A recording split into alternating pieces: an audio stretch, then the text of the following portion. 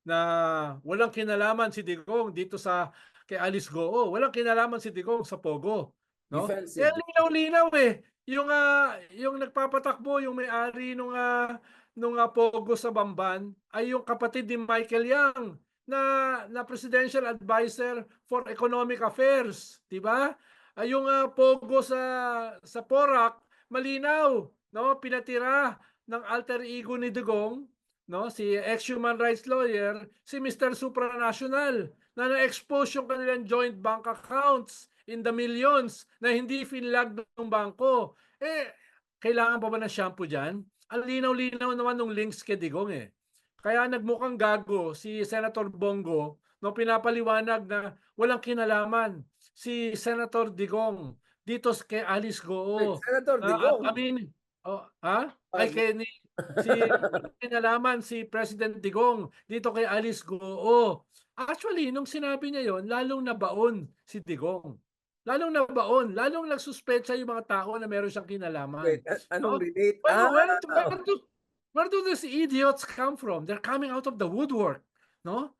Saan ito? Maganda yan. Oh? Content yan sa akin, content yan sa atin. Ito. I mean, of course, ang tanong ngayon, okay, nahuli na si Alice Go, aka na-rescue.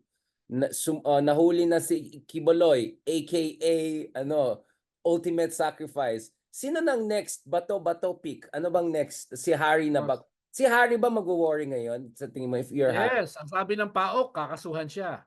No? Siyempre, yung kababayan mo sa Baguio, si Bantag, hindi pa nahahanap. May isang pa yun.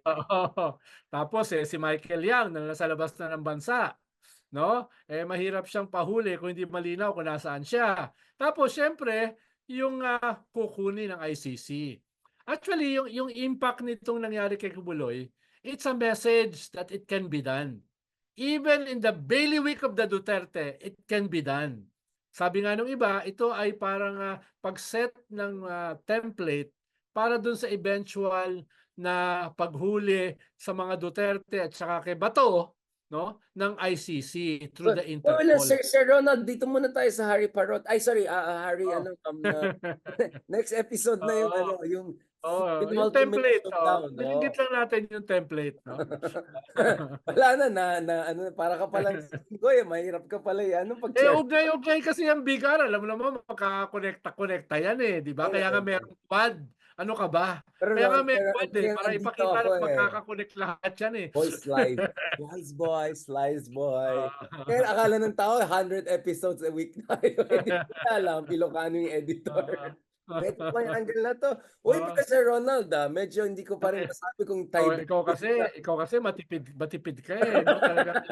Talaga Ilocano ka eh. Ayaw mo nang mong pag-usapan sa isang setting. Gusto mo hinahati-hati para matipid eh. No? Sir Ronald, mo naman paano sa isang longganisa na kami pupuntahan. Pero Sir Ronald. Akala tuloy ng mga tao. Ang dami nating episode. Hindi kayo kasama, hindi kayo nagsasawan. Hindi naman, once a week lang naman. Unperformative yan. Sir Ronald, binabalikan ko yung videos sa atin kasi sinislice ko ulit. Sasayaw ko ng ganyan na yung mata mo medyo Tiberius. Medyo itawag ko na sa'yo, Lord Tiberius. Hindi ako Tiberius. Caligula. Mas happy si Caligula. Basta wag lang Nero. Delikado tayo dyan. Masupro tayo pag Nero yan. Okay, I think that's it for the penultimate episode. Team Team Tigre Norte versus Team Aguila ng Davao. Alright, pag-usapan natin. Yes, sir. Thank you very much. Okay, welcome back everyone to numero uno. Ayan naman tayo, shots fired. Welcome back to R&R together with the biggest of big R's and yours truly, the humble Ricardo Heydarian. Salamat, Sir Ronald, for joining us, Secretary. Parang contradiction ng terms yun. That's exactly the point. Humble at saka Heydarian. Malapit na mga Oxford din ng Heydarian after Ximenet at Imeldific. Kung may Imeldific, may Heydarian. Okay. Sir Ronald, balikan natin ito. Let's talk about Alice Go. So in the previous episode, we talked about Kibuloy's arrest and what does it say about in fairness, some positive developments in PNP, how General Torre is the man of the month, if not the man of the moment. Para naman hindi puro sila Diwata at saka ganun. Pag-usapan naman natin si General Torre, di ba? Hindi puro mga notorious. In fairness, I think he's showing the way forward. Sir Ronald, before I go to Alice, do you think, despite yung selfie fan meet debacle na nangyari the other week rather, with Alice Go, do you think the PNP and DILG is moving in the right direction overall? Do you think there's a chance na medyo maayos-ayos natin ito before we talk about Senate taking over Alice Go portfolio again? Yeah. May magandang opportunity ngayon dahil after magsalita ni Espenido, yung poster boy ng Tokhang dati, na inamin niya that the biggest crime organization is the Philippine National Police, bagsak yung moral ng mga miyembro ng PNP, di ba? Ngayon, ito ay a breath of fresh air para sa kanila. Diba? Dahil very professional yung kanilang handling dito. Kahit sila ay inaatake from all sides. No less than the Vice President, the Mayor, 3 senators, SMNI, etc. Former President Duterte. Pero hindi sila narattle. No? Nakafocus sila and they delivered the goods. No? Na-deliver nila si Kabuloy na sinusubukang i-spin na sumuko. The ultimate sacrifice. Mga ugok talaga, no? So, Yeah, they were really trying to provoke, di ba? They were trying to provoke PNP to make a mistake, make drama, make themselves look like a victim, but hindi hindi sila nakalusot eh. Tapos naging issue pa yung human rights, di ba? Naiyak ka ba ron? Naiyak ka ba ron, Big R? Yung Ronald, human I think rights every nila time ay wala na yung subscription ko ng Netflix, yung mga drama, manonood ako ng mga Davao drama. Libre, pag na-Ilocano ako, ba't pa ako mag-Netflix? Manonood ako ng mga Davao Diaries. Pero nanonood ako ng mahigit 4 hours dito sa Senate hearing. No? Almost 5 hours nanonood ako simula Tumanda tayo bigla. Diba? Pinanood ko dahil naghahanap ako ng something revealing, something defining, diba? Well, wala naman masyado dahil 2/3 ng hearing, inaasahan na natin, narinig na natin, diba? Yung mga kasinungalingan ni Alice Goo, naulit lang eh. Ang bago lang dyan, yung 1/3, yung kanyang escape and rescue. Diba? Parang na-rescue siya eh. Yun yung kanyang drama. He was rescued after 1.5 months na tumakas. I think we have to emphasize this. If the Kibuloy camp is claiming they made the ultimate sacrifice, at ano ang tawag mo doon? Sukuhuli? Sukuhuli? Ito naman, hindi lang pala na-repatriate, na-rescue pala siya. She was rescued. Ang dami kasing death threats. Kaya siya ay masaya na siya ay nahuli. 'Di ba? No? Parang matagal na akong ulul pero inuulol pa ako, 'di ba? Yung ganun yung dating sa akin no. Davao Diaries. Doon ako nagagalit eh. Pero ang mahalaga rito ay una, dapat wag makalimutan, 2 senador ang nagsimula nito. Si Senator Risa at saka si magaling. Kanina lahat ng senador nandun na yata eh. Ito yata yung biggest most well-attended Senate hearing. 'Di ba? Biglang naririnig ko na lang si Bong Revilla nagsasalita. Tapos naririnig ko si Bato nagsasalita tungkol doon sa death threats. Sinasakyan niya yung death threat narrative ni Alice Goo. Tapos nandito si Tol, no? Dito si Francis Tolentino. Papaliwanag, no? Transition. Tapos nandito si Jinggoy, nagchichismax. No, puro chismax sa boyfriend. Sa boyfriend.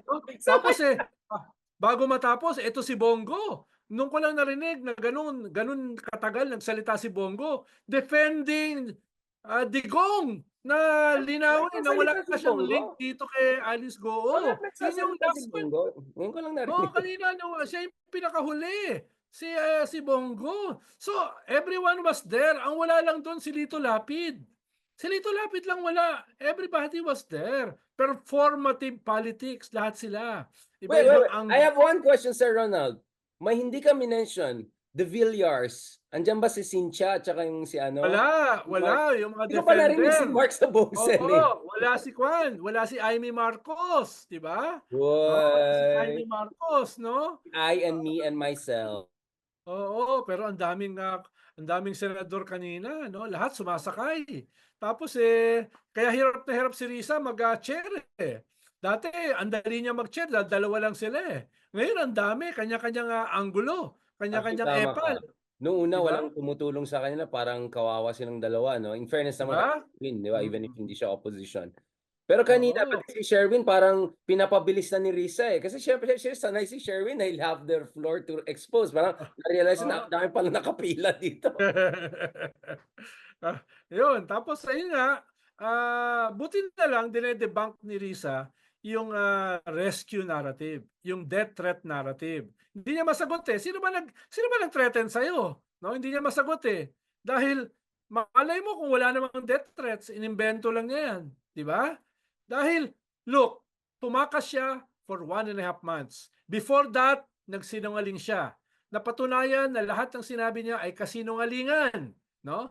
Tapos eto ngayon siya nung nahuli siya, aba, nung nahuli siya, ni-rescue pa siya. Parang Hindi siya. only in the Philippines, 'di ba? Only in the Philippines, 'di ba? Kung hindi ka nahuli, nasaan ka na? No? Nasa Guangdong ka na ba? Nasa Xiamen ka na ba? Nasaan ka na kung hindi ka nahuli? Kaya salamat din dun sa mga Indonesians. No? For a while nga ang sinasabi nila, sana si Kibuloy ay pumunta na ng Indonesia para siya ay dun mahuli. No? Yun ang sinasabi last Yun yung week. joke natin, di ba? Pahuli natin sa Indonesia. Kaso, may kapalit Oo. siguro yan, di ba? Hiningin nila yung Australian na drug dealer, suspected drug dealer. May Oh, kapalit. pero kwan lang yun eh, Death finload lang penalty naman ng eh. Indonesia. Hindi Parang biro. finload lang siya, hindi naman siya seryosong offer eh. Kaya nung sinabi na hindi pwede, edi hindi pwede. Tapos. No? Mema lang, para lang may Oh, masabi. tapos. Oh. Grabe, grabe. Pero, based dun sa sagot ni, kasi very evasive kanina, sabi na meron akong concurrent cases ngayon about ganito, trafficking, ganun. Puro nag-evade lang si Madam kanina, di ba? Nagka-Cassandra Ong Well, moves, di ba? Kasi Ong moves. It's a modified, I refuse to answer because my answer might incriminate me. It's the same eh. Diba? Yun ang sinasabi niya. No? Tsaka Kaya, iba na itsura niya kanina. hindi Siya naman siya takot. fresh. Oo, siyempre, hindi naman siya takot ma-contempt. Oo. Dahil doon naman siya nilagay sa custodial center ng Philippine National Police na doon naman niya talaga gusto. Right. Kaya nga maganda yung proposal ni Jinggoy, no? Doon siya sa Pasay City Jail, no? Paano kung ilalagay mo siya sa Pasay City Jail, sa Quezon City Jail, yung mga preso doon tutulog nakatayo dahil sobrang sikip at sobrang dami ng surot. Kaya Ay, ang dami nilang mga skin diseases. Eh yun, pag doon mo siya ilalagay, tingin ko kakanta na yan. Kakanta na si Alice Go. bago siya lalagay, magkakanta na yan. Oo, pag makita niya yung Pasay City Jail at saka yung Quezon City Jail o yung Manila City Jail, no? Tingin ko ay aamin na siya. Tingin ko Ikakanta na niya. magpapakulong na lang sa China yan, sa Guangdong. But, pero ikaw, kutob mo, baka spy talaga to, no? Ba't di siya bumalik sa China? Kailan ko may duda pa ako eh, no? Kung siya ay spy, kinuha na siya ng China, hindi siya na siya pupunta ng Indonesia, Malaysia, Singapore. Kung siya ay spy, no? Pero kung siya ay triad, siya ay front ng mga triad, hindi siya pupunta ng China dahil huhulihin siya ron. At pag ikaw ay triad at nahuli ka sa China, hindi ka lang makukulong. It could be worse, no? Kaya duda ako kung siya talaga ay isang matahari spy. Mas ang tingin ko sa kanya, a front ng mga triads. Front ng mga sindikato. Kaya hindi siya dumiretso sa China. Pwede siyang dumiretso sa Hong Kong. Protektado siya ron kung siya ay espiya. Pero saan siya pumunta? Singapore, Indonesia, Malaysia. No? Kaya may ganun akong suspicion na hindi naman talaga siya spy. Bagaman, yung But usapin ng maybe Pogo training, is a maybe no level? national security issue.